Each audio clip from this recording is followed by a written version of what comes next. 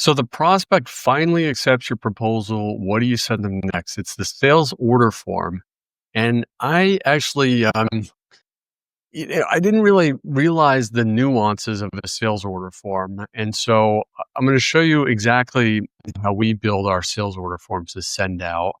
And I'm going to show you the AI prompt that you can use to just quickly create a custom sales order form for yourself and for your company so that the next time a prospect says, yes, I'm ready to buy, you'll have a document that's properly formatted and has all the important details that you'll need to execute a contract. So first, what you'll see here on this page, I always start out with a blank template and I try to include shading here in yellow so that you can fill this information in with your own company information. So in this case, your logo would go here, your company information would go here for the order form, and then your contact information of the customer would go in these boxes here.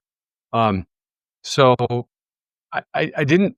This is what I didn't really fully understand, which I think is often missed in different order forms, is the bill to. So this is who you're billing the contract to. That's pretty straightforward.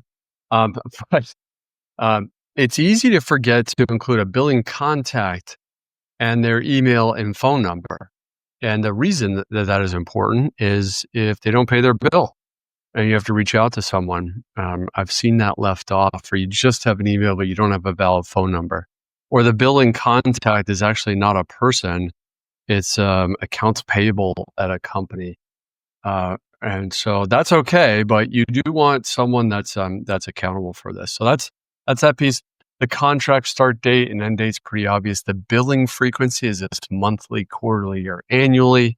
The payment method is this invoice, is this credit card. I would suggest if you can get credit card, it's easier. Larger deals will require invoice or net 30 or plus terms. The payment terms, those are the payment terms. So is it paid up front, or do they have 30, 60, or 90 days to pay their bill?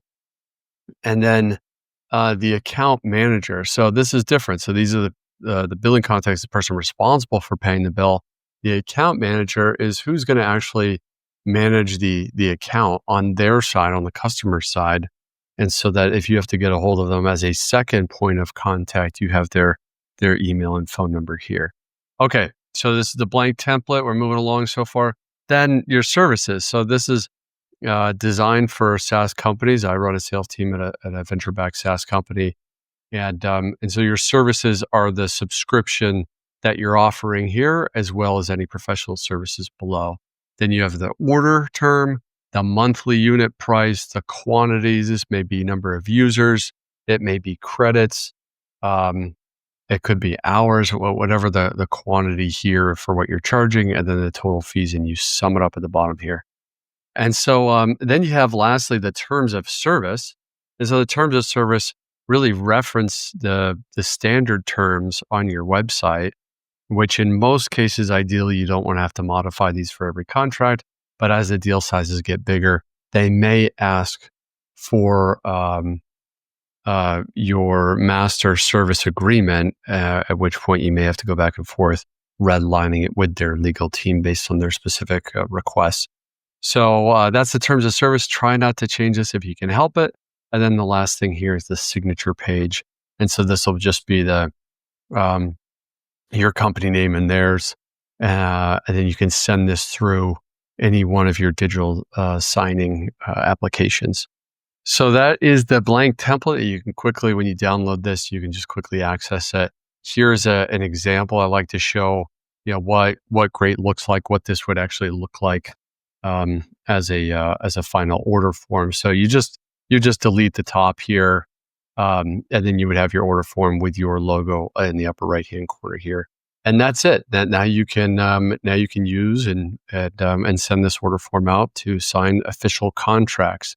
Now, as a disclaimer, I am not a lawyer, and I'm not your VP of finance, and so it's important that you get this approved by the key stakeholders in your organization. And then on the last page here, I include, as I do for all templates now, an AI prompt that you can use to just simply drop in to ChatGPT here. Let me just copy it over. I'll show you how this works. So you just copy the prompt here, and then you can see there are custom fields for the company name. So you can just customize this for the company name. So let's say Cypress. I won't do all of these here, but when you hit enter, if you enter in your company name, it will go out. It will look to see what your company is, your domain, and it will custom build all of the elements of your contract based on the service plans that you offer, the terms of service from your website, and then populate your name and your customer name here. So I encourage you to check this out. If you want to get the sales order form template, just come over here. I'll include a link in the description below. You can just click use template. That will give you a version of the Google Doc in your Drive.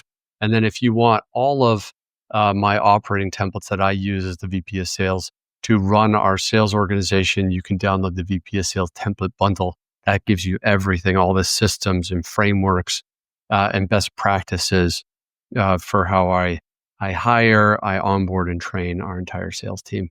So hopefully this is helpful. I will see you on the next one.